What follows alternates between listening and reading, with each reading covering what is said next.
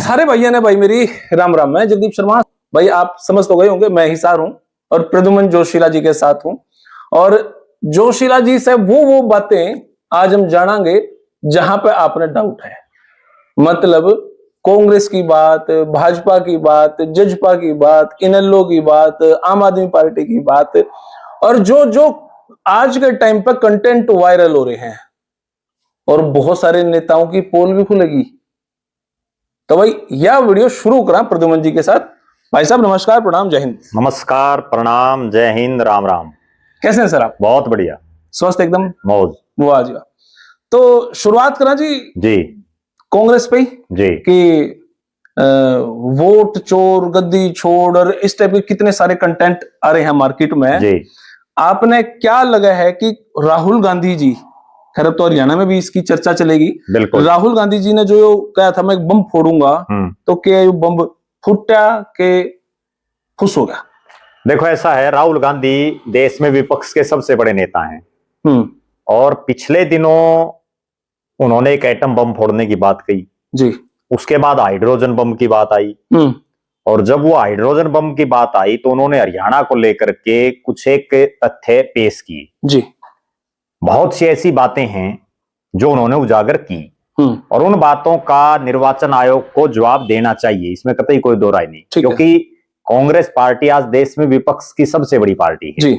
और भारतीय जनता पार्टी के बाद दूसरी सबसे बड़ी पार्टी है। वो पार्टी भी है जिसने देश और चाहे प्रदेश हो उसमें सबसे ज्यादा राज किया है और उसका सबसे बड़ा नेता अगर कोई सवाल उठा रहा है और वो भी एक प्रजातांत्रिक देश में और चुनाव किस ढंग से हो रहे हैं उन पर जब वो सवाल उठा रहा है तो निश्चित रूप से चुनाव आयोग को उसका जवाब देना चाहिए। ठीक है। उन्होंने जिस ढंग की बातें रखी कि एक मॉडल है कोई विदेश की थी, उसकी वीडियो दिखाई थी, फिर उसकी वीडियो दिखा दी, किसी घर के बारे में बता दिया, इतने वोट हैं, ये सारी चीजें हैं। और उस पूरे मामले को लेकर के एकदम से जो पिछले 13 महीने से कांग्रेसी घरों में बैठे थे, चुपचाप बैठे थे, निराशा और हताशा में डूबे हुए थे, उनके दिमाग में एक चीज दोबारा से बाढ़ने का काम तो जरूर कर दिया राहुल गांधी ने, और वो ये कर दिया कि भाई हम हारे नहीं, हमें हराया गया है। अब वो दोबारा से उठ खड़े हो रहे। इसीलिए तो जब दिन में तो वो दोपहर को तो प्रेस कॉन्फ्रेंस कर रहे हैं और शाम 5 बजे होते होते हरियाणा के लगभग जिला हेडक्वार्टरों पर कांग्रेस ने कैंडल मार्च निकाला। उससे अगले दिन भी कई जगह प्रदर्शन हुए, उससे अगले दिन भी हो रहे हैं। अभी दिल्ली में बहुत बड़ी मीटिंग भी कांग्रेस पार्टी ने इसी सिलसिले में बुलाई। तो कुल मिलाकर के एक एनर्जी देने का काम तो उन्होंने किया, इसमें कतई कोई दो राय नहीं। लेकिन मैं उससे आगे एक बड़ी कड़वी बात जो बताना चाहता हूं कि मान लीजिए निर्वाचन आयोग की कमियां रही कि वोटिंग लिस्ट सही ढंग से नहीं बनी जी, जिसका कहीं ना कहीं राहुल गांधी के शब्दों में बीजेपी ने फायदा उठाया और कांग्रेस को नुकसान हुआ। ठीक है। और उन्होंने तो ये तक भी कहा कि वोट चोरी से सत्ता चोरी कर ली, सरकार चोरी कर ली, सरकार बना ली जी। उन्होंने मुख्यमंत्री नायब सिंह सैनी के उस बयान को भी कोट किया जिसमें उन्होंने कहा कि हमने सब व्यवस्थाएं कर रखी जी। ठीक है जी। और तब से लेकर के हरियाणा की राजनीति में एक भूचाल छाया हुआ है। कांग्रेसी खुश हैं, वो इसलिए खुश हैं कि राज तो हमारा ही बन गया था, लेकिन ये चुरा लिया हमारा राज, अब तो राहुल गांधी ने मान लिया। ठीक है। लेकिन इस पूरे प्रकरण में मेरा ये मानना है कि सबसे मोटा फायदा चौधरी भूपेंद्र सिंह हुड्डा और दीपेंद्र हुड्डा को हुआ। उसका कारण ये था कि पिछले 13 महीने से हुड्डा परिवार को लगातार टारगेट कर रहे थे कांग्रेस के नेता भी बहुत से और विपक्षी तो कर रहे थे, गुटबाजी भी और विपक्षी भी, कि इन्होंने जो है थाली में परोस करके राज बीजेपी को दे दिया। ये बात कांग्रेस वाले बोल रहे थे बहुत से नेता। हाँ। और इनेलो क्या बेसिंग हो या जेजेपी के नेता हो, बीजेपी वाले बोल रहे थे। एक क्लियर चिट दे दी, क्लीन चिट राहुल गांधी ने कि भाई राज तो हमारा बन रहा था, भूपेंद्र हुड्डा और दीपेंद्र हुड्डा की मेहनत से राज तो हम बनाने में कामयाब हो गए थे, लेकिन बीजेपी ने वोट चोरी करके हमारी सरकार को चुरा लिया। इस हाइड्रोजन बम से किसी को फायदा हो ना हो, लेकिन भूपेंद्र हुड्डा और दीपेंद्र हुड्डा को मोटा फायदा हो गया। जो उनको बिल्कुल टारगेट किया जा रहा था, जो एक ब्लेम उनके ऊपर लगातार लग रहा था 13 महीने से, वो दाग कहीं ना कहीं धुल गई इसके बाद। दूसरी बात जी, राहुल गांधी ने बीजेपी की बात कर ली, निर्वाचन आयोग की कर ली, लेकिन जो सबसे कड़वी बात है जो जिस पर उनको ध्यान देना चाहिए जी, वो नहीं की। वो ये है कि मान लो कहीं वोट गलत बन गए, ठीक है, बूथ पे एजेंट तो कांग्रेस के बैठे होंगे, और अगर कांग्रेस में इतना दमखम ही नहीं है कि वो उनके एजेंटों में दम नहीं है या वो एजेंट नहीं बिठा पाए, तो फिर चुनाव का क्या फायदा है।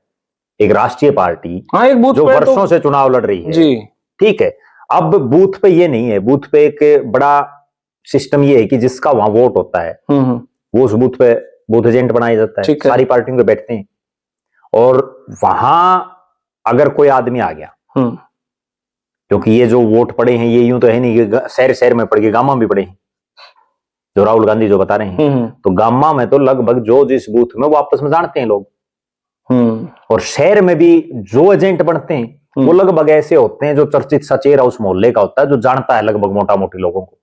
ठीक है, गलती से एक दो पड़ जाता है, फर्जी वोट भी पड़ जाते हैं, एक दो, ठीक है, दो चार पड़ जाते हैं, महिलाओं के भी कई बार पड़ जाते हैं क्योंकि वो घूंघट कर लेती हैं तो नहीं पता चलता। अच्छा, एक आध बार हम ये भी मान लेते हैं कि भाई बहुत प्रेशर होता है पोलिंग का, तो एक आधा बीच बीच में कोई उनको बहुत तेज आदमी हो तो कर देता है। लेकिन वो एजेंट क्या कर रहे थे, इतनी बड़ी गड़बड़, हर आठवें वोट पे एक फर्जी वोट बताया जा रहा है, तो इतनी बड़ी अगर फर्जीवाड़ा हो रहा था तो वो एजेंट कहां थे, कहां है बूथ की टीम राहुल गांधी? उसमें कांग्रेस की भी एजेंट जो राहुल गांधी पिछले 20 साल से तो बिल्कुल सक्रिय राजनीति में है, ठीक है ना, सारा सिस्टम को संभाले हुए हैं, और पिछले 11 साल से तो वो 2014 के बाद तो राहुल गांधी फेस है कांग्रेस के पास।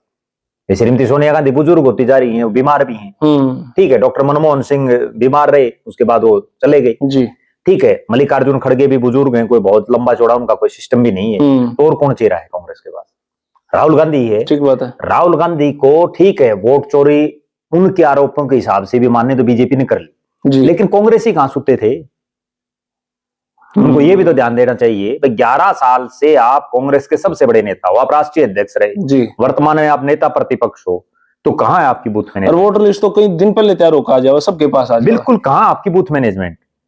एक तरफ बीजेपी तो पन्ना प्रमुख तक पहुंच रही है जी, उसमें भी उस पन्ना प्रमुख में भी यूं कह रहे हैं कई कि भाई ये फर्जी बना रहे हैं पन्ना प्रमुख, वो चाहे फर्जी बना रहे हो चाहे कुछ भी करें, उन्होंने बना तो दी।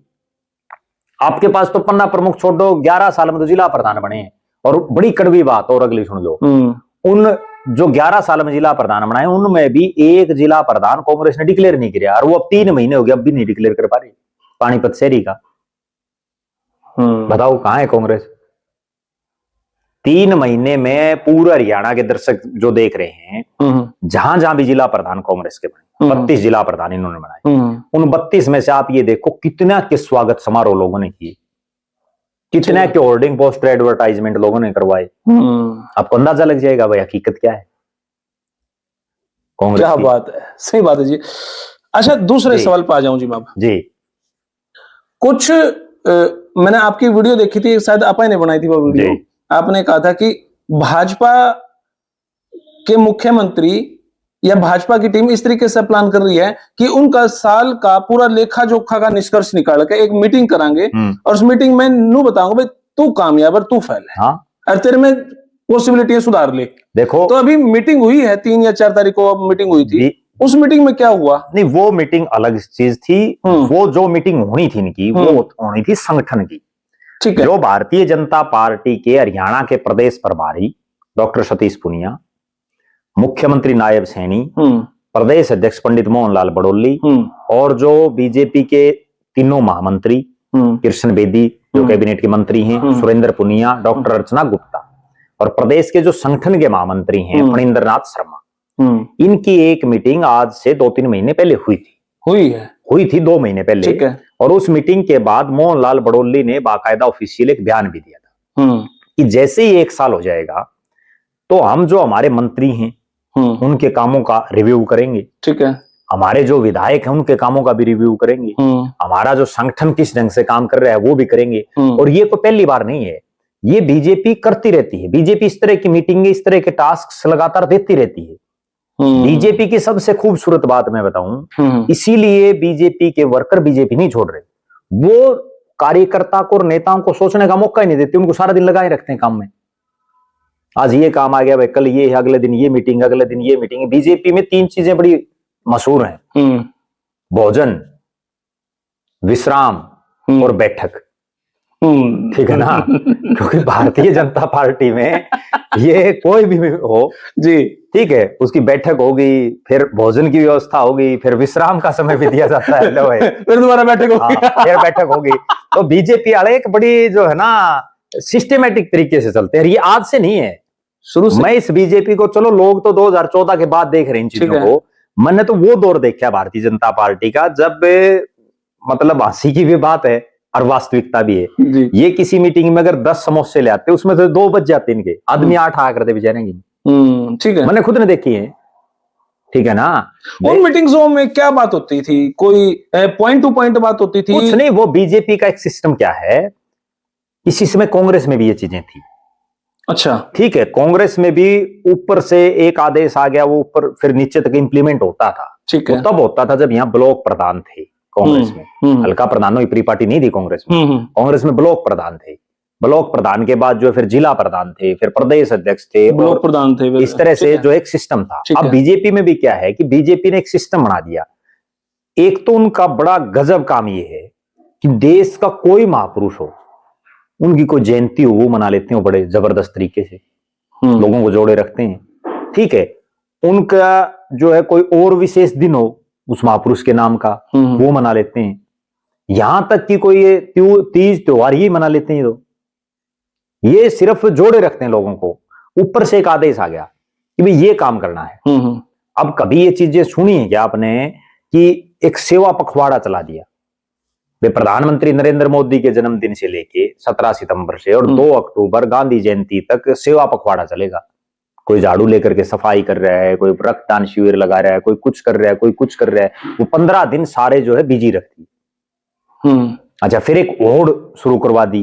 होड़ क्या है कि एक ऐप है भाई, इस ऐप पे अपने फोटो डालो। हर आदमी अब वो फोटो खींचे तो तब का जब वो कि मैं कड़े झाड़ू मारेगा, उस बहाने उन्हें झाड़ू मारना पड़ेगा। वो दिमाग बीजेपी की सबसे खूबसूरत बात क्या है कि वो मैनेजमेंट और मार्केटिंग की बड़ी तकड़ी खिलाड़ी।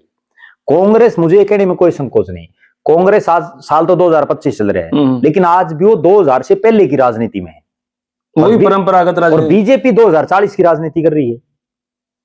बीजेपी का तो इतना हाईटेक मामला हो गया। अब आज भारतीय जनता पार्टी जिन योजनाओं को लागू की हुई है, क्या कांग्रेस ने इन योजनाओं को नहीं लागू किया था? कांग्रेस ने तो इनसे बड़ी बड़ी योजनाएं लागू की थी। 1600 करोड़ रुपए का कर्जा माफ किया था। 100 गज के कितने लोगों को प्लाट मिले थे? ठीक बात है, ठीक है ना। आज बताओ मैंने, अब ठीक है मुख्यमंत्री जी कह रहे हैं बार बार हम इतने प्लाट दे रहे हैं, इतने देंगे फलाना, लेकिन कहीं कोई नजर आ नहीं रहा कहां दे रहे हैं। लेकिन कांग्रेस और बीजेपी में सबसे गजब बात क्या है, अंतर भी जो सबसे बड़ा है, कांग्रेस ने जो चीजें कर दी उनको भुना नहीं पा रही, और बीजेपी के पास तो अगर कोई आदमी 5 किलो अनाज ले रहा है उसका भी डाटा है। चुनाव में देखा होगा आपने सबने, दर्शक भी इस चीज से सहमत होंगे, जिसको जिस योजना का फायदा मिला, किसानों के 2000 रुपए, उसको भी फोन आ रहे थे जी आपको 2000 रुपए दिए जी, भारतीय जनता पार्टी को वोट डालना।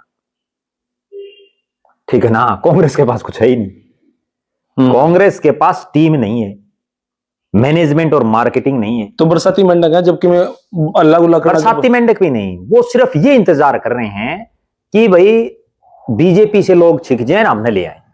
पूरी कांग्रेस में, मुझे ये कहने में कोई संकोच नहीं है, पूरी कांग्रेस में हरियाणा के पिछले 11 साल से, जब से कांग्रेस विपक्ष में, किस आदमी ने सबसे ज्यादा संघर्ष किया सड़कों पर? दीपेंद्र हुड्डा ने किया। अगर दीपेंद्र हुड्डा इतना बाकी और कर लेते थोड़े थोड़े तो राज आ जाता, लेकिन नहीं कर रहे हो। मुख्यमंत्री कुर्सी सबने चाहिए, लेकिन वो कुर्सी तो तब मिलेगी ना जब कुछ मेहनत करेंगे, वो कोई कर नहीं रहा। मैं भी रानी, कौन बनेगा घर का पानी, यह स्थिति हो रही है, काम कोई नहीं करना चाह रहा। मतलब हालात ये है कि आज 5 एमपी हैं कांग्रेस के, उन 5 में से लोग तो चाहे कुछ भी कहते हो, लेकिन मेरा ये मानना है कि वो 5 हुड्डा साहब की बदौलत बने हैं। कहीं ना कहीं हुड्डा साहब का रोल है। शैलजा की भी मैं बताऊं, आपने सुन लो, कुमारी शैलजा को जिताने में भी चौधरी भूपेंद्र सिंह हुड्डा के जो नजदीकी लोग थे ना, उनका सबसे बड़ा योगदान है। अब पूरी सिरसा लोकसभा की अगर हम बात करें, सिरसा पूरी लोकसभा में फतेहाबाद जिले में 3 हल्के, जरनैल सिंह है रतिया से, वो किसका है? वो हुड्डा का नजदीकी है। तो क्या आपको शैलजा जी में कोई और अच्छी बात नहीं लगी? नहीं, अच्छी बात है शैलजा जी में। एक बड़ी गजब बात ये है शैलजा जी की, हरियाणा की वो कांग्रेस की नेत्री हैं जो एक तो जन्मजात कांग्रेसी, कोई हालात कोई परिस्थिति आई उन्होंने कांग्रेस नहीं छोड़ी, ना उन्होंने छोड़ी ना उनके पिताश्री ने छोड़ी। दूसरी गजब बात, वो हरियाणा की ऐसी नेत्री भी है जो 2 अलग अलग लोकसभाओं से सांसद रही, जो अपने आप में एक बहुत बड़ी बात है। हरियाणा में 2 ही ऐसी रिजर्व सीटें हैं एमपी की, और वो दोनों से एमपी बनी है। तो अपने आप में ये दर्शाता है कि ये नहीं भाई शैलजा बिल्कुल कुछ नहीं है, लेकिन उनको बनाने में एक योगदान हुड्डा साहब का रहा है। लेकिन अब हाँ, ये भी एक कड़वी सच्चाई है, मैं ये भी बता देता हूं। जब 2005 में चौधरी भूपेंद्र सिंह हुड्डा हरियाणा के मुख्यमंत्री बने, तो उस समय उनको मुख्यमंत्री बनवाने में भी कुमारी शैलजा का अपना एक रोल रहा है। ओके, उनका पुशबैक रहा है, बिल्कुल रहा है, जो हकीकत है सबके सामने है।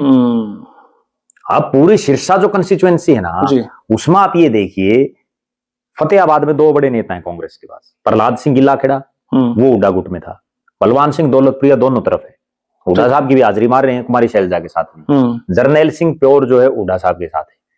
परमवीर सिंह दोनों की हाजिरी मार रहे हैं। उसके बाद फिर आप आ जाओ डॉक्टर केवी सिंह, हुड्डा साहब की हाजिरी मारता है, जिनका बेटा अमित सिंह डबुवाड़ी से में, ठीक है। भरत सिंह बेनीवाल जो इलाहाबाद का विधायक, जिसने अभय सिंह चौटाला को रहा है, वो प्योर भूपेंद्र सिंह हुड्डा का है, ठीक है। उसके बाद फिर आप आगे आ जाओ शीशपाल केरवाड़ा, वो दोनों की हाजिरी मार रहे हैं। भाई हुड्डा के पास वहां मजबूत लोग तो हैं ही, तभी तो बात अपनी है। अगर ये मजबूत लोग ना होते तो क्या रोहतक में शैलजा के जो समर्थक थे उन्होंने क्या हुड्डा साहब को वोट नहीं किया? देखो, रोहतक प्रॉपर में शैलजा का कोई बहुत लंबा चौड़ा वजूद नहीं, कुछ तो रहा ही होगा, नहीं कोई इक्का दुक्का वोट बैंक में कुछ तो जातिगत समीकरण। वो बात आपकी ठीक है कि जातिगत जो है वो जिस समाज से आ रही है उस समाज की सबसे बड़ी नेत्री, इसमें कतई कोई दो राय नहीं। केंद्र में मंत्री रही हैं, प्रदेश के अध्यक्ष रही हैं, राष्ट्रीय महासचिव में पार्टी की फिलहाल, कई अलग अलग राज्यों में प्रभारी रही हैं, बहुत बड़ी नेत्री हैं। उनके पिता का बहुत बड़ा नाम रहा है। लेकिन प्रॉपर जो रोहतक लोकसभा है उसमें भूपेंद्र सिंह हुड्डा का अपना एक खुद का वजूद है, और उसका एक कारण भी है, उसका एक कारण भी है जो एक बड़ी एक ऐसी सच्चाई है जिसकी तरफ बहुत कम लोगों का ध्यान है। सन 2005 से और 2024 तक जितने चुनाव हुए लोकसभा के, 2005 के बाई इलेक्शन से शुरू कर दें या 2004 के इलेक्शन से भी शुरू कर दें हम, वहां से और 2024 तक जितने चुनाव हुए, जितने मार्जिन से दीपेंद्र हुड्डा जीते हैं, केवल एक चुनाव आ रहे हो बिल्कुल मामूली मार्जिन से 7,000 के आसपास, बाकी सारे में वो लाखों से जीते हैं। तो वो मार्जिन आज तक किसी का रहा ही नहीं इतना। उनका कोई ना कोई जुगाड़ में है, तभी तो है। सही बात है। अब कुमारी शैलजा के पास देखो, ये भी एक कड़वी बात है, रोहतक लोकसभा में 9 हल्के, 9 हल्कों में ये बता दो भाई यहाँ झंडा उठाने वाले हैं 1-2 शख्स कलानौर विधानसभा में हैं, उसके अलावा बाकी हम कहाँ हैं बताओ। मैम लगा लो, आप गढ़ी सांपड़ा किलोई लगा लो, रोहतक शहर लगा लो, उसके बाद बहादुरगढ़ आ जाओ, बादली आ जाओ, बेरी आ जाओ, झज्जर आ जाओ, कोसली आ जाओ। अच्छा, कुछ बड़े नेता जी दूसरी पार्टियों के, कई बार ये सुनने में आता है कि हुड्डा साहब तो किसी और के नाम पर मुख्यमंत्री बन गए, उनका खुद का वजूद क्या है? क्योंकि हुड्डा साहब का जिक्र चल रहा है, थोड़ा मैं विषय को लेंथी ले रहा हूँ। आपने क्या लगा, हालांकि मैंने कल एक वीडियो भी बनाई थी इसी मामले पे, कि आपने क्या लगा, क्या हुड्डा साहब अब कमजोर हो रहे हैं या पहले से मजबूत हो रहे हैं, या उनके ऊपर एलिगेशन चारों तरफ से लग रहे हैं? क्योंकि एलिगेशन जब चारों तरफ से लगा तो बंदे में दम है, कुछ तो है ही। देखो सीधी ही एक बात बताऊं जी, आज के दिन पूरे हरियाणा प्रदेश में केवल एक भूपेंद्र सिंह हुड्डा ऐसा नेता है जिसको कांग्रेस में रह करके भी कई कांग्रेसी टारगेट कर रहे हैं, बीजेपी वाले भी उसी को कर रहे हैं, इनेलो वाले भी उसी को कर रहे हैं, आम आदमी पार्टी जेजेपी वाले भी उसी को कर रहे हैं। जबकि आईएनएलडी हो, जेजेपी हो, आम आदमी या कांग्रेसियों को तो बीजेपी को टारगेट करना चाहिए, और उसके बावजूद वो सारे चौधरी भूपेंद्र सिंह हुड्डा को कर रहे हैं टारगेट कर रहे हैं। इसका मतलब उसमें किसी दम है, कुछ तो बिना दम तो कोई करेगा नहीं। और एक बड़ी गजब बात यह है, मैं इतने सालों से हुड्डा साहब को देख रहा हूं, भूपेंद्र सिंह हुड्डा कभी किसी को पर्सनल टारगेट नहीं करते, किसी भी पार्टी का कोई नेता हो उसके बारे में पर्सनल बयानबाजी करते ही नहीं। पत्रकार उनसे पूछ के छिक लेते हैं भले जी फला, लेकिन वो कहते हैं भाई मैं निजी कोई टीका टिप्पणी नहीं करूंगा। अपने आप में बहुत बड़ी बात, अपने एथिक्स सही लक्ष्य। और दूसरी बात जी, भूपेंद्र सिंह हुड्डा की इसी बात से अंदाजा लगाया जा सकता है कि उनका राजनीतिक वजूद कितना है। जो लोग ये कहते हैं, बहुत लोग हैं ये कहने वाले कि 67 सीटें 2005 में जब आई तो चौधरी भजनलाल के नेतृत्व में आई जी, इसमें कोई दो राय नहीं कि उस समय चौधरी भजनलाल प्रदेश अध्यक्ष थे, लेकिन केवल चौधरी भजनलाल के नाम से आ गई। उस समय तो कांग्रेस के पास हर क्षेत्र में, हरियाणा के जितने इलाके हैं, हर जगह बड़े बड़े चेहरे थे। चौधरी भूपेंद्र सिंह हुड्डा अपने आप में एक बड़ा चेहरा थे, जिन्होंने 3 बार लगातार चौधरी देवीलाल जैसे शख्स को रहा है चुनाव। चौधरी देवीलाल देश के 2 बार के उप प्रधानमंत्री, उनको लगातार 3 बार चुनाव हराना अपने आप में बहुत बड़ी बात है। उसके अलावा वो इतना बड़ा चेहरा बन चुके थे 2004 के चुनाव में, 3 बार लगातार उन्होंने चौधरी देवीलाल को हराया। फिर वो प्रदेश कांग्रेस के अध्यक्ष बने, विपक्ष के नेता बने, तो इसका मतलब कुछ ना कुछ तो था उनमें। फिर उसके बाद 2004 से लेके और 2024 आ गया, लगातार ये जितने बड़े चौधरी है ना, कोई भी नेता हो जो ये कहते हैं भाई हम ही सब कुछ हैं, एक नेता उनमें से ये बता दो जो सन 2004 से लेके या 2000 से लेके भी हम कह सकते हैं और 2024 तक लगातार अपने हलकों से जीतते हो। पहले किलोई था, गढ़ी सांपड़ा किलोई, लगातार कुलदीप बिश्नोई का परिवार, चौधरी भजनलाल का परिवार 1968 में से लगातार आदमपुर से जीत रहा था, इस बार हार गया। अभय सिंह चौटाला अपनी उस एलनाबाद की सीट से हार गए जहां कभी चौधरी देवीलाल का परिवार नहीं चुनाव आया। दुष्यंत चौटाला बुरी तरह से हार गए, ठीक है। नायब सिंह सैनी की धर्मपत्नी जिला परिषद में 4थे नंबर पर रही, जो मुख्यमंत्री हैं प्रदेश के। अब मैं धीरे धीरे आपके पास सभी पार्टियों से के पास आ रहा हूं, 1 मिनट में इसने कंक्लूड कर दूं। उसके बाद दीपेंद्र हुड्डा लगातार, आप ये देखो परिसीमन के बाद हल्का भी चेंज होया, ठीक है, उसके बावजूद केवल 1 चुनाव हारे, बहुत कम मार्जिन में, उसके अलावा जीतते हैं। तो उन्होंने कम से कम अपना घर तो बचा रखा है, उन्होंने तो घर में भी सेंध लग रही है। अब मुख्यमंत्री नायब सैनी साहब जिस एरिया से विधायक हैं, कुरुक्षेत्र से, कुरुक्षेत्र जिले में 4 सीटें हैं, 3 कांग्रेस जीत रही है, बताओ आप, केवल मुख्यमंत्री जी 1 जीते हैं। जिस अंबाला से जो उनका गृह जिला है, उस अंबाला में केवल 1 अनिल विज जीते हुए, 3 जगह कांग्रेस जीत रही 4 में से। जिस कुरुक्षेत्र पार्लियामेंट में मुख्यमंत्री साहब जो है एमपी रहे हैं, वहां के कैथल जिले में 4 सीटें हैं, 1 पुंडरी बाड़ जीती बीजेपी, 3 जगह वहां भी कांग्रेस जीत रही। अभय सिंह चौटाला खुद अपनी सीट आ रही है। अभय सिंह पे आ जाता हूं जी मैं, अभी बहुत ज्यादा ना बताओ, फिर कांग्रेस पे हमारी बात हुई, वोट चोरी पे हमारी बात हुई, हुड्डा साहब पे बात हुई, अब अभय सिंह जी पे ही आ जावा। रोहतक में उन्होंने रैली कर ली, जितना बड़ा उन्होंने करके दिखा भी दिया। अब आपने क्या लगा है, क्या अभय सिंह के आगे 2 वोट जुड़ेंगी कि ये जो तामझाम होना था वो लिया अब और नहीं होगा, या उनका फ्यूचर आपने किस एंगल से दिखा कि 2028-29 में अगर चुनाव हो तो अभय सिंह आज की परिस्थिति में कितनी सीटें जीत सकते? देखो आज की जो परिस्थिति है जी, अभी तो अभय सिंह का मामला, सरकार बनाना तो बड़ी दूर की बात है, सरकार में साझेदार वाली भी हालात में आज के दिन नहीं दिख रहे। अभी बहुत मेहनत करनी पड़ेगी, अभी तो शुरुआत हुई है। क्योंकि जिस पार्टी को 0 से उठी है पार्टी, एक था, 1 से उठी है, 1 से 5 साल में 2 पाई है, ठीक है।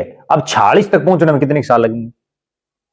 फिर अगली बड़ी बात देखो आप, ठीक है, लोग अभय सिंह को चाह रहे हैं, लोग बोल भी रहे हैं, अभय सत्य, ठीक है, लोग बोल भी रहे हैं जी, उनके कार्यकर्ता भी बोल रहे हैं, रोहतक की रैली के बाद एक एनर्जी भी आई, लेकिन उसका इनपुट क्या निकला, आउटपुट और इनपुट क्या है? रोहतक रैली में कौन बड़ा चेहरा शामिल हुआ? कोई नहीं हुआ। उसके बाद कौन हुआ? एक प्रोफेसर संपत सिंह, प्रोफेसर संपत सिंह जो खुद 2009 के बाद कोई चुनाव नहीं जीत पाए। 2009 में आखिरी बार कांग्रेस की टिकट पर चुनाव जीते, उसके बाद में तो कोई चुनाव, उन्होंने एक चुनाव लड़ा 14 का, वो हार गए, 19 और 24 में टिकट नहीं मिली। तो कोई बड़ा चेहरा तो नहीं शामिल हुआ ना अब तक। जब तक या तो बड़े चेहरे हों या आपके पास ग्राउंड जीरो के ऐसे लोग हों जो पार्टी को उठा दे, जरूरी नहीं कि बड़े चेहरे जीते। चलो हम 45 सीट की बात नहीं कर रहे, क्या इसी हिसाब से चलते रहे तो 2029 तक क्या 10 सीटें जीत सकती है? मेरा मानना यह है कि अगर अभय सिंह चौटाला की 10 सीटें आ जाती तो सत्ता में भागीदार हो सकता है। इस बार भी अगर उसकी 10 आ जाती तो इस बार भी भागीदार हो जाता। और अभय सिंह चौटाला को आप जो प्रश्न पूछ रहे हो उसी का जवाब दे दूं। अभय सिंह चौटाला को 2 चीजों पर विशेष फोकस करना पड़ेगा। एक उनकी सबसे बड़ी कमजोरी ये है, जो बहुत कड़वी बात है कहने में, लेकिन मैं कह देता हूं, वो कमजोरी ये है कि वो शाम तक फोन आ लेगा, कोई बात नहीं, फोन आ लेगा ठीक है जी, फोन तो मैं सारे दिन फोन सुनूंगा जी, और कोई काम नहीं, मैंने सारे दिन फोन सुनूंगा।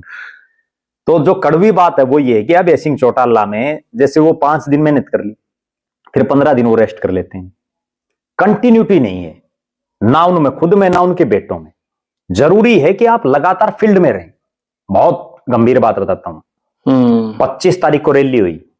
25 तारीख की रैली से पहले पूरे हरियाणा की इस तरह की एक हाइप क्रिएट की गई, भाई पता नहीं क्या हो जाएगा, रैली होगी। उसको आज लगभग 1.5 महीना हो गया। 1.5 महीना होने के बावजूद अभय सिंह चौटाला ने जिला वाइज जाकर के लोगों का धन्यवाद तक भी नहीं किया। भाई हमारी रैली में आई, चिले चुले बैठे, बताओ कहीं कराओ तो। ऐसे पार्टी थोड़ी चलती हैं। दूसरा ठीक है, जो उनके लड़के हैं जी, उन रैली में तो पूरे खूब वो सक्रिय थे। अब बताओ कहां है, कौन सा काम आपने दिखा है? मतलब वो सक्रियता खत्म हो जाए इसलिए वो डाउन चले जाओ। एक सुनैना चौटाला तो कर रही है मेहनत, कोई दो राय नहीं। सुनैना चौटाला हर रोज फील्ड में रह रही। जितनी मेहनत सुनैना चौटाला कर रही है, अगर उतनी मेहनत अभय सिंह चौटाला और उनके दोनों बेटे कर लें तो 10 छोड़ो, आप क्या पता 25 भी आ जाए इंडियन नेशनल लोकदल की। 40 तो नहीं आनी, 40 के नजदीक भी नहीं है, लेकिन 10 नहीं, क्या पता 25 भी आ जाए। लेकिन वो मेहनत तो करें कम से कम। अब वो मेहनत कर नहीं रहे। एक और बड़ी बात यह है कि अकेली एक प्रेस कॉन्फ्रेंस कर देने से या सोशल मीडिया पर आकर के कोई बयान देने से राजनीति थोड़ी चलती है। फील्ड में तो उतरना पड़ेगा। 25 तारीख को जो लोग आए, अब से पहले सबका धन्यवाद कर देना चाहिए। और मैं तो एक और विशेष बात बता देता हूं। जितना लोग आज अभय सिंह चौटाला की एक हाइप जो क्रिएट कर रखी है, अगर यही चीज दुष्यंत चौटाला और दिग्विजय चौटाला को मिल जाए ना, वो डूंगा पाड़ में। 2000 अब धीरे धीरे दुष्यंत पे ही आ जाओ। अब यहीं से सवाल शुरू कर लेवा कि दुष्यंत चौटाला के बयान तो आ रहे हैं, छोटे छोटे खबरें चले हैं, लेकिन मार्केट में क्या वो रेपुटेशन, क्या वो टीम, क्या वो वर्कआउट आपको दिखाई दे रहा है? देखो मेरा हालांकि मैंने अभय सिंह जी को भी बड़े पास से देखा है, अजय सिंह को भी पास से देखा है। अजय सिंह बड़े सीरियस हैं और किसी भी बात पे गुस्सा में नहीं, तो बड़े अच्छे से रिप्लाई करें किसी भी बात का। समझदार सोचे नेता दिखे हैं अजय सिंह जी। तो क्या लग नहीं रहा कि जेजेपी उठेगी? चांस देखो, जेजेपी में सीधी ही बात एक है, अगर जेजेपी को अगले चुनाव में सत्ता में कोई हिस्सेदारी चाहिए या अपनी वापसी करनी है, तो अगले 3.5 साल दुष्यंत चौटाला को बैक करके अजय सिंह चौटाला और दिग्विजय चौटाला को अगर पार्टी आगे रखे तो उनकी बात बन सकती है। क्योंकि आज भी दुष्यंत चौटाला चूंकि 4.5 साल राज में रहेगी, और राज में कोई भी शख्स हो उससे नाराजगी स्वाभाविक है, क्योंकि उम्मीदें बहुत हो जाती हैं लोगों को। अब दुष्यंत से लोगों को इतनी उम्मीदें थी, जो जुनूनी युवा लगे हुए थे ना उनके साथ, हजारों लोग, उनके दिमाग में ये, उनको वो सीन दिख रहा था सन 2000 से 2005 का। मैंने बहुत लोग ऐसे देखे हैं जो रोड पर थे, कोई जुगाड़ नहीं था जिनका, और वो करोड़पति बन गए। लेकिन आज ऐसो आराम ले रहे हैं वो जो 5 साल थी। अब उन्होंने क्या किया, कैसे किया, वो तो वो अगले जाने। लेकिन बहुत लोग ऐसे हैं जो खूब मजे कर रहे हैं। अब लोगों के दिमाग में ये चीज थी, जो लोग दुष्यंत चौटाला के साथ जुड़े, कि भाई वही 2000 से 2005 वाला दौर फिर आएगा। आज एक एमएलए के अफसर नहीं मानते, और वो राज था जब वर्करों के अफसर मान्या करते, इतनी दाव थी। लेकिन अब नहीं है। वो चीज इसलिए नहीं बन पाई क्योंकि तब ओम प्रकाश चौटाला बहुमत में थे, अपने दम पर सरकार थी। ठीक है, बीजेपी ने उनको दे रखी थी सपोर्ट, लेकिन जरूरत भी नहीं थी उनको। उनके पास जो है 46 से ऊपर एमएलए थे, 47। अब 20 के 10 आई, तो 10 में तो 5 में हिस्से का वो होया हिस्सेदार।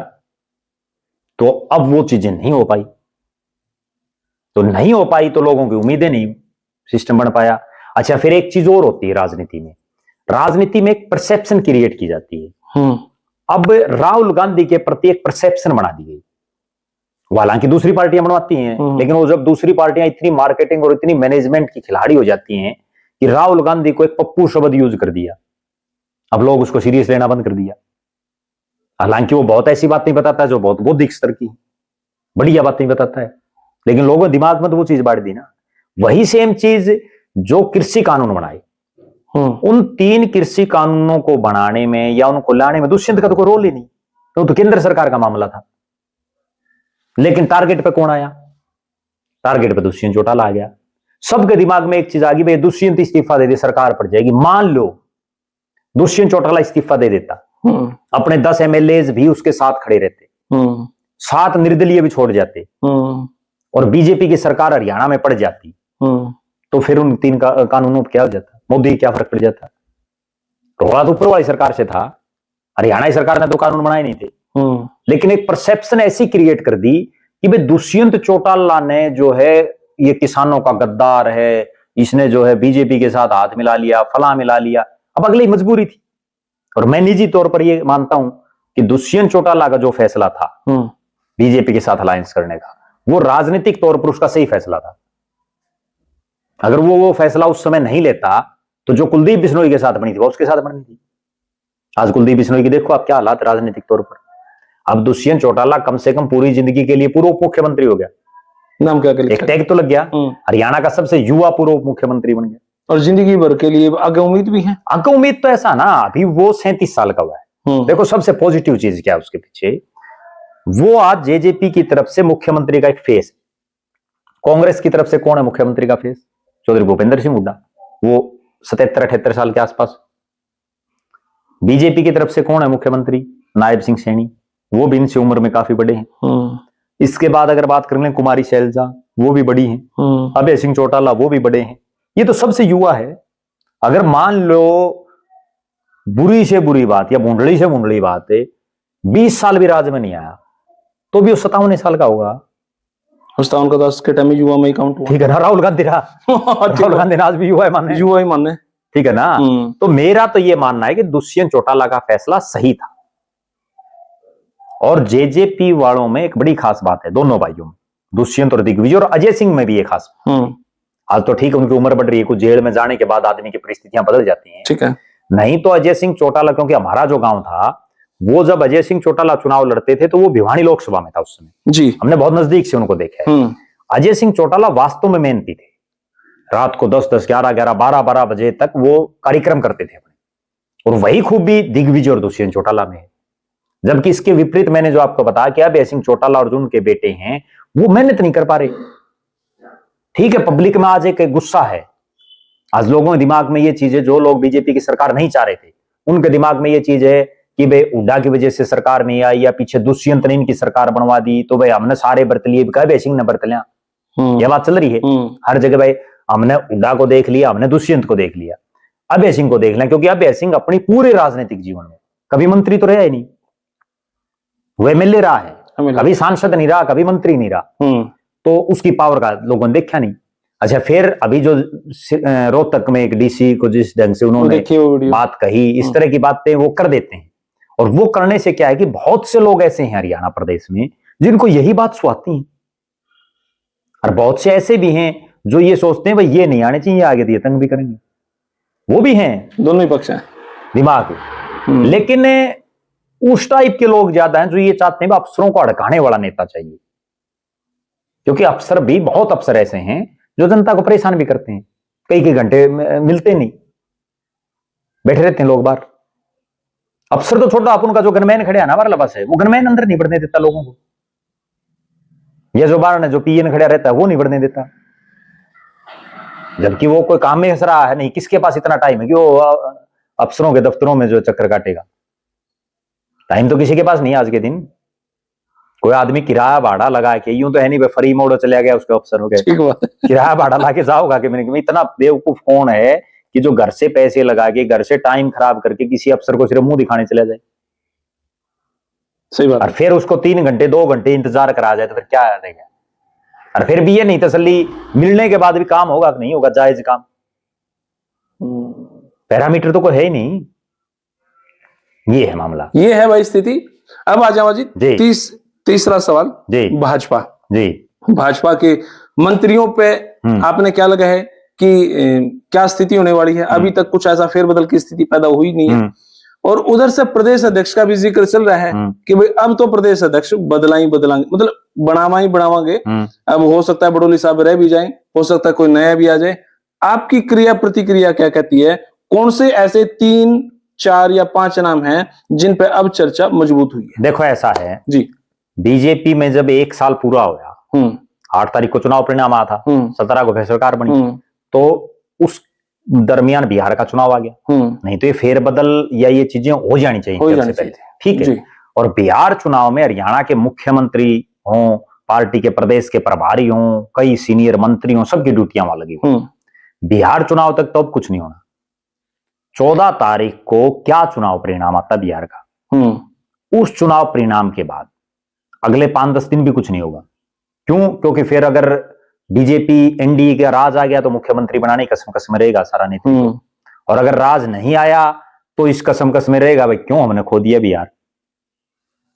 ठीक है, उसके बाद प्रदेश अध्यक्ष को लेकर के भी, हालांकि दिवाली के दिन पूरी संभावना ये थी कि दिवाली को प्रदेश अध्यक्ष घोषित हो जाएगा, और एक बहुत बड़े भाजपाई हैं जिनका बनना निश्चित था। मेरे पास भी जो इनपुट था, और अगली बता देता हूं मैं जी। मेरे पास जो सूचना है, दिवाली वाले दिन उनके घर बीजेपी के बड़े बड़े नेताओं के मिलने की लाइनें लगी हुई थी। आपके यहीं से ही हो तो बधाई देना। ठीक है, मेरे अच्छे मित्र हैं। ठीक है, मेरे अच्छे मित्र हैं। ठीक है जी। और बड़ी लंबी लाइनें लग रही थी, अभी तक भी लगी रही होंगी मेरे ख्याल से। अब भी लग रही हैं, क्योंकि अब भी इसलिए लग रही है कि अभी उनका नाम कटा नहीं है, लेकिन उस दिन पूरी ये थी कि भाई आज हो जाएगा अनाउंस। ठीक है ना, जहां मतलब कुछ दिखता उड़े तो लोग आओ, नहीं तो कौन आओ था। ठीक बात है। ठीक है ना, तो नाम बताई दो एक। हाँ चलो नाम भी बताएंगे। एक बड़ी गजब बात मैं बताऊं जी, जमीन, शेयर और नेता, ये जब मंदम होते हैं ना, तभी लेने का फायदा है, तभी इनके साथ यारी करने का फायदा है। ठीक है, तो किसके साथ यारी की जाए? तो यारी तो ऐसा है, अभी बीजेपी में एक बड़ी गजब बात और है ना जी, जिसका नाम ज्यादा उछल जाए उसका फिर दुश्मन बहुत हो जाते हैं, और फिर गोटे टिक जाए, गोटे टिक के ना फिर बेचारा नाम कट जाओ, कड़ लाग जाए उसकी, कड़ लाग जाओ। अभी पीछे देखा नहीं, राज्यसभा के इलेक्शन में पता नहीं कितने के नाम चल रहे थे, वो एकदम रेखा शर्मा आएगी, कोई जिक्र नहीं। ठीक है, तो बीजेपी में हालांकि जो नाम चल रहे हैं आज राजनीतिक गलियारों में, या जो दिल्ली सहित चंडीगढ़ के जो राजनीतिक दरबार हैं, जहां जहां चर्चाएं हैं, उसके मुताबिक बीजेपी में एक धड़ाज भी ये चाह रहा है कि मोहनलाल बड़ोली ही प्रदेश अध्यक्ष रहें। खुद मुख्यमंत्री नायब सिंह सैनी का भी मैं जो समझ पा रहा हूं, ये कहीं ना कहीं एक इंटरेस्ट है कि कोई बहुत मजबूत नेता प्रदेश अध्यक्ष ना बने, जो खुद फैसले ले सके। कारण क्या उसका, जब ओम प्रकाश धनखड़ को बनाया गया ना, तो धनखड़ साहब और मनोहर लाल जी में भले ही वो चीजें उत्पन्न आई, लेकिन अंदर खाते इस तरह की एक टसनबाजी ही चल पड़ी, ग्रुपिज्म सा शुरू, और वो शुरू हो गया था, जिससे बीजेपी को नुकसान बहुत हो रहा था। इसीलिए तो धनखड़ साहब को हटाया गया बीच में, और उन्होंने तो यहां तक भी बयान दे दिया था कि भाई आज मैं 2 नंबर वाली कुर्सी पर हूं, मैं जो है 1 नंबर वाली चाहता हूं, मैंने असली तो वो है। ठीक है, वो अगले दिन ना 2 वाली रही ना 1 वाली मिली, अगले दिन हो गया काम। तो बीजेपी में जो मैं कह रहा हूं ना, मैं घड़ा नाम चलोड़ा विशेष जाओ कई बार। फिर क्या है,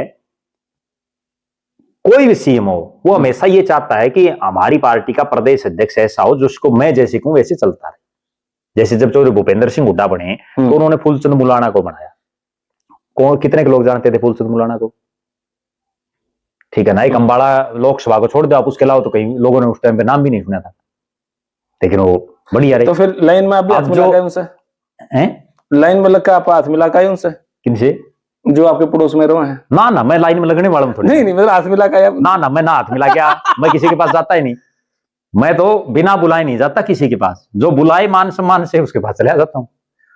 ठीक है, तो फिर पुनिया साहब की क्या बात है? फोन पे बधाई मैंने उनको दे दी। ठीक है, ये अच्छा, बात है। तो बधाई दूसरा जो अभी मजबूत है बधाई? हाँ बधाई मजबूत है, अभी नाम कटा नहीं। देखो अगर जाट को बनाएंगे, सीधी स्पष्ट बात। ठीक है, अब आगे लाइन पे, लाइन पे आ जाते हैं। पहला नाम तो मोहनलाल बड़ोली हो गया। ठीक है, उसके बाद हटने के चांस कम है। संभावना ये है कि जिस ढंग से वो अपना 1 साल का कार्यकाल उनका लगातार बढ़ रहा है, ठीक है, कई दिन से चर्चाएं हटेंगे हटेंगे हटेंगे, लेकिन वो 13 महीने तो राज के में निकाल गए, जेपी नड्डा भी घिसरा के, उससे पहले भी बन रहे थे जी। 2 बड़े नाम है जाट चेहरों में जी। पहला नाम तो सुरेंद्र पुनिया का है, कोई डाउट नहीं जी, क्योंकि दिवाली के टाइम से वहीं से ही, हाँ उससे पहले भी, क्योंकि बीजेपी की एक प्री पार्टी भी है कि अक्सर वो प्रदेश महामंत्री को प्रदेश अध्यक्ष बनाती है। ठीक है ना, जैसे रामविलास शर्मा के समय सुभाष बराला प्रदेश महामंत्री थे, जब रामविलास शर्मा को हटाया गया तो सुभाष बराला को प्रदेश अध्यक्ष बनाया गया। हालांकि प्रदेश महामंत्री पवन सैनी जी भी, पवन सैनी भी थे, 3 होते हैं प्रदेश महामंत्री। उसके बाद जब नायब सिंह सैनी थे प्रदेश अध्यक्ष, तो मोहनलाल बड़ोली प्रदेश महामंत्री थे। नायब सिंह सैनी के हटने के बाद मोहनलाल बड़ोली को बना दिया गया। तो अक्सर बहुत बार ऐसा है कि महामंत्री जो है उसको बना देते हैं। ठीक है, तो एक तो सुरेंद्र पुनिया है जी, मुख्यमंत्री के बड़े खासम खास हैं। दूसरा प्योर वाजपेयी, जो पक्का वाजपेयी होता है ना, वो है। ठीक और है। तीसरी उनकी बड़ी खास बात यह है, कितनी बड़ी चौधर मिल जाओ और या खुडे लाइन रहो, 5 साल वो खुडे लाइन भी रहे हैं, लेकिन वो जो है ना अपना डगमगाते नहीं, दिमाग को शांत रखते हैं, डगमगाते नहीं, ये बड़ी बात। हवा में नहीं आते, सीधी बात उनकी ये। ठीक बात है। तो एक तो वो है। दूसरा बड़ा चेहरा जयप्रकाश दलाल, जेपी दलाल, जो पूर्व कृषि और वित्त मंत्री हैं। लेकिन यूं कहते हैं वो प्योर भाजपाई नहीं है, इसलिए प्योर भाजपाई तो ठीक है, नहीं है, कई बार अब जैसे सुनील जाखड़ को बना दिया, वो प्योर भाजपाई थोड़ी है, कांग्रेस में तो आया, वो तो अभी आया है, जेपी दलाल ने तो बीजेपी से चुनाव लड़ लिए, ठीक बात है, ठीक है। लेकिन उनके एक ही नेगेटिव पॉइंट मैं जो समझ रहा हूं, उम्र का, क्योंकि बीजेपी अगर कोई 50 साल के आसपास के, बीजेपी या कोई भी राजनीतिक पार्टी हमेशा ये चाहती है कि हम प्रदेश अध्यक्ष किसी ऐसे शख्स को बनाएं जिसका हम अगले 5, 10, 20, 30 साल फायदा उठा सकें राजनीतिक तौर पर। तो दलाल साहब की उम्र सुरेंद्र पुनिया के मुकाबले ज्यादा है। जैसे मनोहर लाल खट्टर का पेच फंस रहा है ना राष्ट्रीय अध्यक्ष उम्र की वजह से, वही दलाल साहब का मामला है। नहीं तो जेपी दलाल राजनीति के बड़े खिलाड़ी हैं, सुरेंद्र पुनिया से बड़े खिलाड़ी राजनीति के, क्योंकि जो हरियाणा विकास पार्टी चौधरी बंसीलाल की जो पार्टी थी, उसके मुख्य जो कर्ता धर्ता थे वो जयप्रकाश दलाल थे।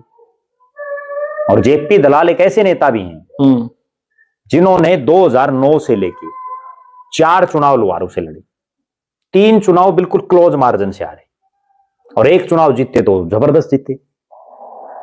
और इस बार भी उनको हराने के लिए सारा सौदा इकट्ठा हो रहा था, कई तो बीजेपी वाले भी लग रहे थे। कौन कौन? चलो वो तो कौन कौन तो बता देंगे तो और ज्यादा दो और फालतू आ जाऊंगा, अच्छी बात है। अच्छा, ठीक है ना, आपने जेपी दलाल इतना बोल दिया, इसी में समझ गए, ठीक है, इतने मिर्ची लाग ली। अच्छा, जेपी दलाल का नाम लिया आपने, सुरेंद्र पुनिया जी का नाम लिया, ये 2 जाट नेता, 2 जाट नेता, ठीक है। फिर अगर एससी समाज में किसी को बनाते तो उसमें सबसे बड़ा चेहरा तो कृष्ण बेदी। कृष्ण बेदी डीएससी से आ रहे हैं, और डीएससी के आज तक के हरियाणा के इतिहास के वो सबसे जो जिसको ये कहते हैं ना सर्वमान्य टाइप का, जिसकी लोग मानते हैं, वो नेता वो बन गए। और कृष्ण बेदी मंत्री भी हैं, महामंत्री भी हैं, जो महामंत्री वाला क्राइटेरिया है वो भी इसमें पूरा हो रहा है, तो वो कृष्ण बेदी हो सकते हैं। अगर कहीं महिला को बनाने की कोई बात आती है तो महिला प्लस एससी, वो सुनीता दुग्गल भी एक चेहरा है। और सुनीता दुग्गल का अभी जब मैं बिहार के चुनाव में गया हुआ था, तो बिहार चुनाव में खूब जब वहां घूम फिर के जब दिल्ली आया मैं, तो हरियाणा भवन में नायब सिंह सैनी और सुनीता दुग्गल वो फिर एक साथ ही जो है हेलीकॉप्टर में बिहार प्रचार के लिए गई, तो मुख्यमंत्री की विश्वसनीयों में है।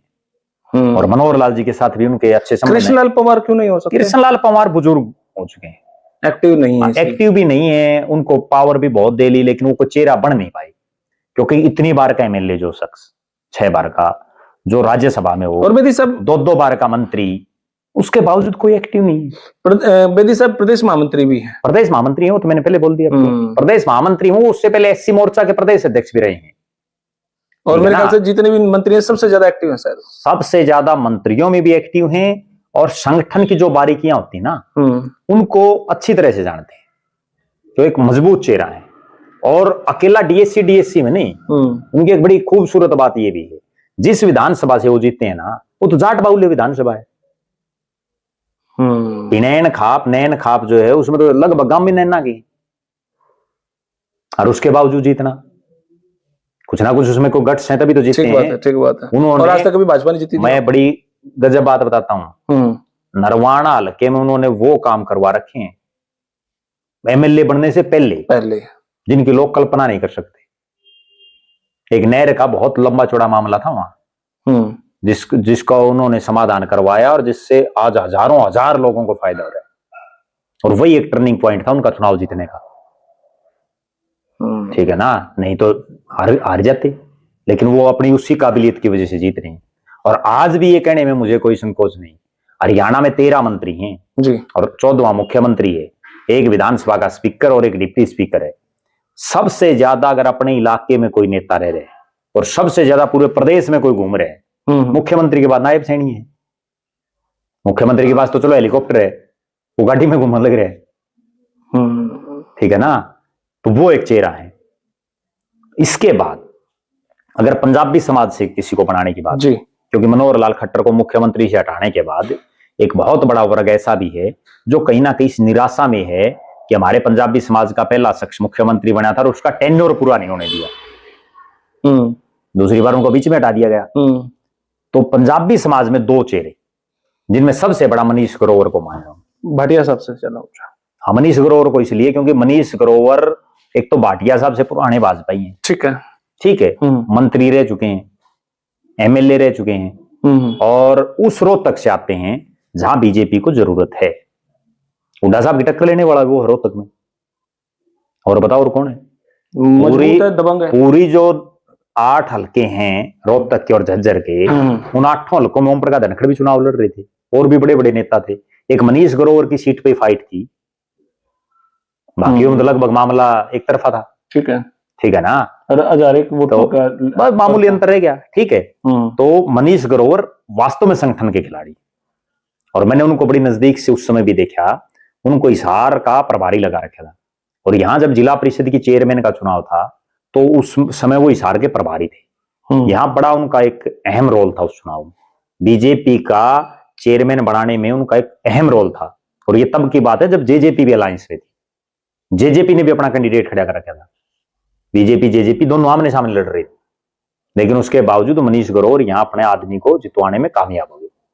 और दूसरा चेहरा संजय भाटिया है। संजय भाटिया मनोहर लाल का भी बड़ा खासम खास है, लेकिन नेगेटिव पॉइंट उनका यही है कि वो कोई प्रदेश भर में ना तो कहीं घूम रहे ना कुछ और, वो संगठन के कामों में लगे रहते हैं, संगठन के अच्छे खिलाड़ी हैं। और बाकी तो ये बीजेपी है, या क्या पता किसको बना दे। ठीक है ना, कई बार ऐसा भी हो जाता है। तो आगे आने वाले भविष्य में ये चारों पार्टियों का जिक्र कर लिया, 2029 पर अगर आज पहुंच जाए हम, तो क्या लगा है कि भाजपा आज की परिस्थिति में चौथी बार सरकार बनाने की पोजीशन में है, या हुड्डा साहब मजबूत है? देखो, या फिर जजपा इनेलो इकट्ठी भी हो सकते हैं? सीधी ही एक बात बताऊं, अगर किसी सिंगल एक आदमी के पास पूरे हरियाणा में सबसे बड़ा वोट बैंक है, एक सिंगल आदमी, पार्टी नहीं आदमी, तो वो चौधरी भूपेंद्र सिंह हुड्डा। ठीक है, कोई दो राय नहीं। ठीक है, वो जिसको चाहेंगे उनको जिता देंगे।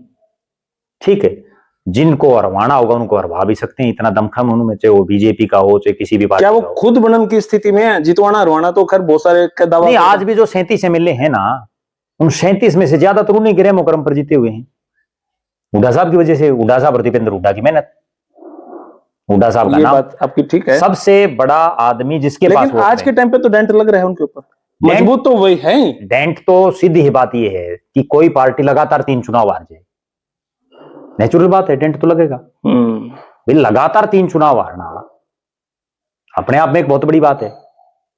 हालांकि खुद भूपेंद्र सिंह हुड्डा भी चुनाव हार गए थे सोनीपत लोकसभा से, बिल्कुल हार गए, और वहीं से सतपाल ब्रह्मचारी जीत। ये तो समय की बात है। आपको एक बहुत कड़वी बात बताऊं, हर चुनाव में अलग परिस्थितियां होती जी। कोई आदमी यूं कहे ना कि ये फला आदमी का गढ़ है, मैं आपको एक उदाहरण बताता हूं, उससे आपको समझ आ जाएगी, 2 दर्शकों को भी समझ में आ जाएगी। 2014 का चुनाव, दुष्यंत चौटाला को कोई नहीं जानता, कोई बहुत बड़ा चेहरा नहीं थे राजनीति में, राजनीति का कैखे का भी नहीं पता था। उस आदमी ने हिसार जैसे हलके में, जहां से कभी भी चौधरी देवीलाल के परिवार का कोई आदमी नहीं जीता, कभी भी, उसके बाद भी नहीं जीता, यहां से खुद चौधरी देवीलाल ने गिराई से चुनाव लड़ा, हारे। चौधरी देवीलाल ने आदमपुर से चुनाव लड़े, हारे। चौधरी ओम प्रकाश चौटाला ने हिसार लोकसभा से चुनाव लड़े, हारे। चौधरी रणजीत सिंह ने 2 बार चुनाव लड़े लोकसभा के, हारे। आदमपुर से एमएलए का लड़े, हारे। अजय सिंह चौटाला ने चुनाव लड़े, हारे। नैना चौटाला ने लड़े, हारे। सुनैना चौटाला ने लड़े, हारे। खुद दुष्यंत भी हारेगे उसके बाद, मतलब कोई नहीं जीता, केवल वो जीता 2014 में। और उसने किसको हराया? कुलदीप बिश्नोई को हरा दिया, एमपी बन गया, युवा सांसद। और जब वो जीता तो उस समय 3 हलकों में एक तरफा जीता था, उचाना, नारनौंद और उकलाना, और 6 में वो आ गया था। 6 एक पास और 3 एक पास, फिर भी वो जीत गया। ठीक है, उसके बाद देखो चुनाव कैसे घूमता है, वो एमपी बन गया, सबसे युवा सांसद, खूब नाम हो गया उसका, युवा बन गया तो नाम हो गया। 5 महीने बाद उसी शख्स ने उसी उचाना से चुनाव लड़ लिया जहां से लोकसभा में एक तरफा जीता, और वो लोगों ने 7,000 से हरा दिया, प्रेमलता जीत गई नाम होने के बाद। बिल्कुल। फिर आगे देखो आप, 5 साल बाद वो चुनाव लड़ता है और प्रेमलता को वो हरा देता है बुरी तरह से, 45,000 47,000 के आसपास वोटों से, 47,000 के आसपास हरा देता है। अगले चुनाव में उसके 7,000 वोट आते हैं। अब देखो कहां से कहां घूम रहा है सिस्टम। तो हर चुनाव में अलग अलग परिस्थितियां हैं। अपनी इतनी लंबी बातचीत में जी एक नाम गायब है, रणदीप सुरजेवाला। वो क्यों विलुप्त है? वो इसलिए विलुप्त है कि वो उनके जो कार्यकर्ता वो तो चाहते हैं कि मुख्यमंत्री बन जाए, लेकिन वो कैथल से बाहर जा ही नहीं रहा कहीं। पूरे हरियाणा में 90 हल्के हैं। दर्शक भी इस वीडियो पर कमेंट कर सकते हैं कि आपके हल्के में आपने आखिरी बार रणदीप सुरजेवाला कब देखा था। लोग यादें नहीं भूल गए लोग। सिर्फ हाँ, रणदीप सिंह सुरजेवाला 2004 में, आज भी मुझे वो दिन याद है, जब वो युवा कांग्रेस का राष्ट्रीय अध्यक्ष था। और युवा कांग्रेस के राष्ट्रीय अध्यक्ष होने के नाते हरियाणा में उस समय चौटाला साहब सरकार थी। वो रोज आड़ा प्रदर्शन रखा था, रोज धरने, जलसे, जुलूस पूरे हरियाणा में घूमया करता। उसके बाद उसकी पहले तो हिसार लोकसभा से टिकट कटी, जेपी को मिल गई, जेपी बन गया एमपी। उसके बाद वो आड़ता हो गया विलुप्त। पढ़े लिखे आदमी, खूब राजनीति की एक बड़ी कड़वी बात हो रहा है, डिसेंट है, एक बड़ी कड़वी बात हो रहा है। बहुत ज्यादा पढ़े लिखे भी इसमें घने कामयाब नहीं है। क्या बात ब्रिजेंद्र सिंह पे लागू हो रही है? नहीं, ब्रिजेंद्र सिंह नहीं, आप अंदाजा लगा के देख लो। बहुत ज्यादा पढ़े लिखे इसमें देखो, बिल्कुल अनपढ़ भी कामयाब नहीं है। लेकिन इसमें इतना हो भाई ठीक ठाक सा, जिसने जो व्यवहारिक जानकारी हो वो ज्यादा कामयाब। ब्रिजेंद्र सिंह की अब जो यात्राएं चल रही हैं, मीडिया में कवरेज चल रही है, क्या वो बूस्ट मिल रहा है उनको? क्या नहीं मिल रहा, नहीं मिल रहा, नहीं मिल रहा। कारण ये है कि एक तो चौधरी बीरेंद्र सिंह तो बुजुर्ग हो गए, और ब्रिजेंद्र सिंह जब 5 साल सांसद रहे हिसार से, वो अपने पिता की और अपने परिवार की राजनीतिक विरासत को नहीं संभाल पाए। उसके बाद अब वो जो यात्रा निकाली हुई है, फर्स्ट फेज में उन्होंने 14 हल्के किए हैं। देखो वैसे तो दिमाग से काम कर रहे हो। पहला चरण उन्होंने कहां चुना?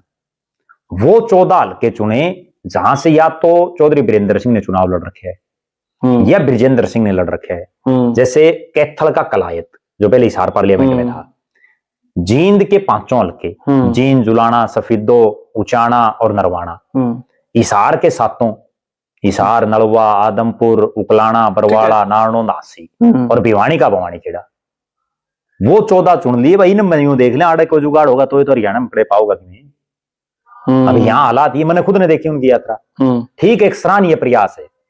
कम से कम कोई नेता घर से बाहर तो निकला, नहीं तो कांग्रेसी तो सारे बिलाम बढ़ रहे थे, घर से निकल ही नहीं रहे थे। भाई कहीं ना कहीं उनके दिमाग में ये तो प्लान होगा भी प्रशांत किशोर की तरीके से पूरा बिहार नाप देंगे। नहीं, पूरा बिहार भी और नापने का तो नहीं है सिस्टम। उसमें वो हर रोज 5 गांव में जा रहे हैं, 4-5 गांव। एक हल्के के 10 गांव कर लिए, हल्का में गांव में 60 एवरेज, तो 10 बड़े गांव चुन लिए होंगे। बस वो 10 एक रूट के चुन लिए। ठीक है, ठीक है। और उसमें मैं तो ये भी समझ रहा हूं कि पूरी बिना तैयारी की उनकी यात्रा है। कोई मैनेजमेंट नहीं, कोई मार्केटिंग नहीं इस यात्रा की।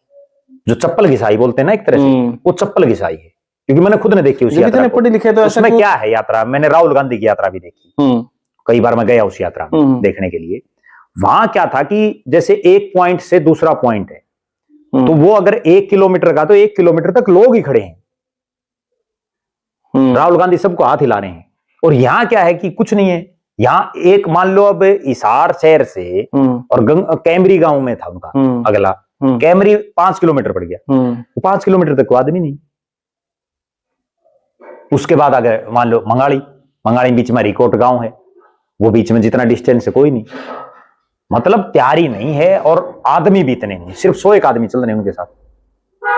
हालांकि मैं इस बात में उनकी दाद भी देता हूं कि कम से कम एक कांग्रेसी है जिसने हिम्मत तो दिखाई, नहीं तो कोई कांग्रेसी बाहर ही नहीं निकल रहा था। लेकिन कामयाब। और उनकी अब अगली अग्नि परीक्षा, जो असली अग्नि परीक्षा है, वो 11 तारीख से होगी।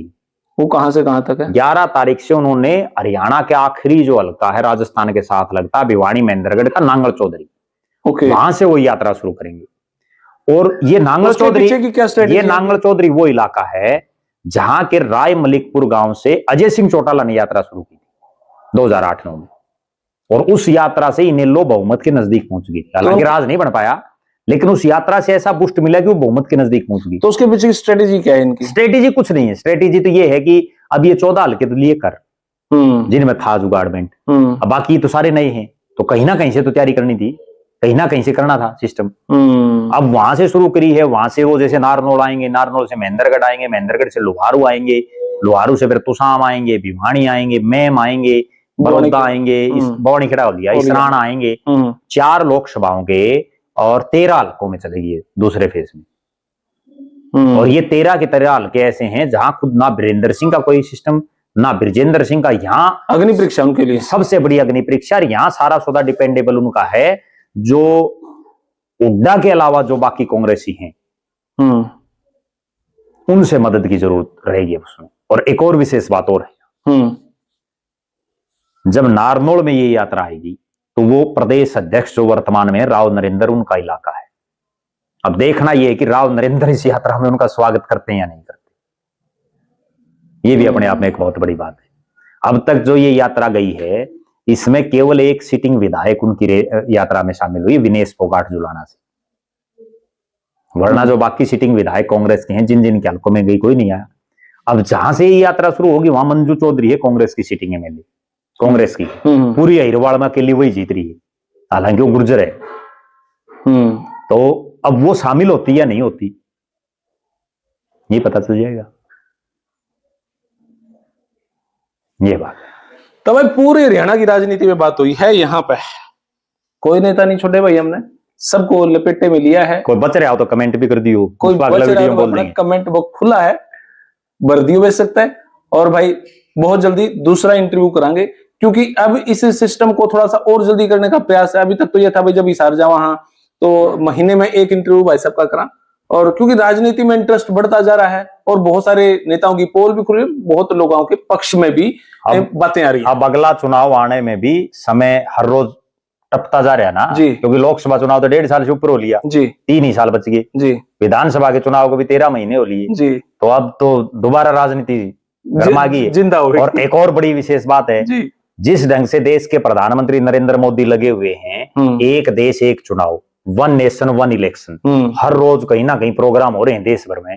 क्या पता वो चुनाव 2027 में करा दें, यूपी गुजरात पंजाब के साथ। हाँ, यूपी गुजरात पंजाब और पूरे भारत में करा दें एक साथ। कांग्रेस वाले अपने घर बैठे रही हो, वो वोट चोरी पे लगे रही हो, डायलॉग पे लगे रही, ठीक है। अब बीजेपी वाले अपनी तैयारी कर लेगी, तो इसलिए मैदान में आ जाओ सब। एंट्री दे दिया ये बात है। अच्छा, एक सवाल हो रहेगा छोटा सा जी। इधर से तो धर्मवीर सिंह ने भी कह दिया भाई संन्यास लेने की बात कर दी, उधर से दादा गौतम ने भी कह दिया भाई अपना आखिरी चुनाव था, बैशी बापा आगे लड़ना नहीं। अक्सर दादा गौतम के तो ये बात तब सुना करते जब वो इलेक्शन लड़ने की तैयारी में थे, लोगों ने वोट करना है भैया, बात कहते इमोशनली ले वहां, लेकिन अब तो इलेक्शन हो लिया, वो जीत लिए, अब वो ये बात कर रहे हैं, धर्मवीर साहब ये बात कर रहे हैं।